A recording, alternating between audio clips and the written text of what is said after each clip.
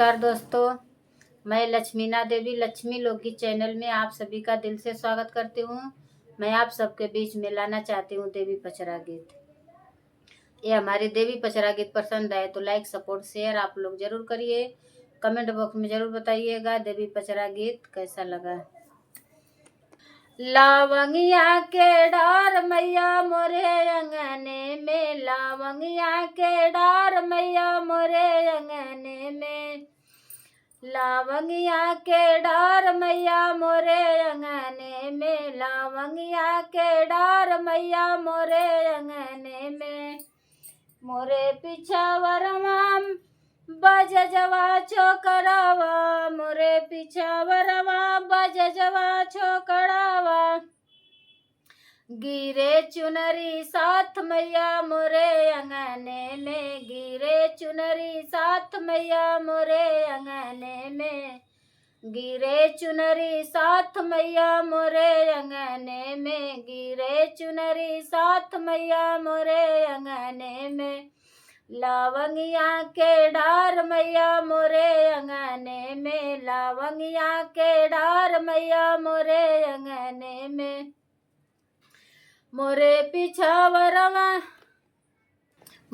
पिछावरवा सोनरवा छोकड़ावा, मोरे पिछावरवा सोनरवा छोकड़ावा, गिरे टिकवा साथ मैया मोरे अंगने में, गिरे टिकवा साथ मैया मोरे अंगने में।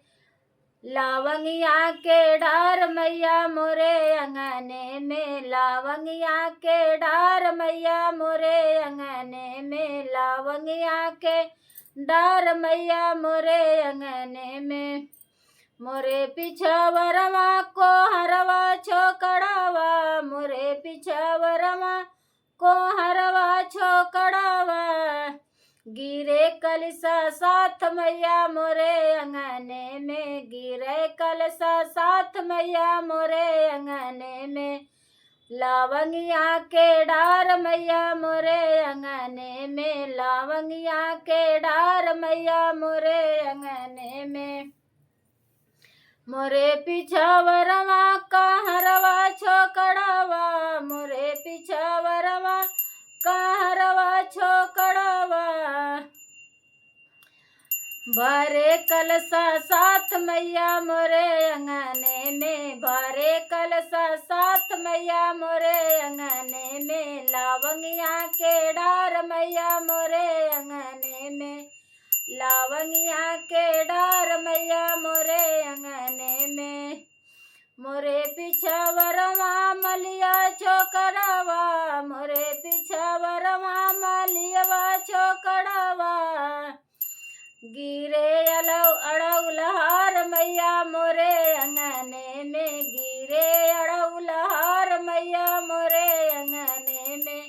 लावंगिया के डार मैया मोरे अंगने में, लावंगिया के डार मैया मोरे अंगने में।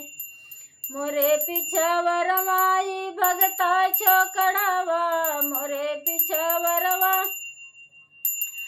भगता छोकड़ावा, लगावे भोगवा मैया मोरे अंगने में, लगावे भोगवा मैया मोरे अंगने में। लावंगिया के डार मैया मोरे अंगने में, लावंगिया के डार मैया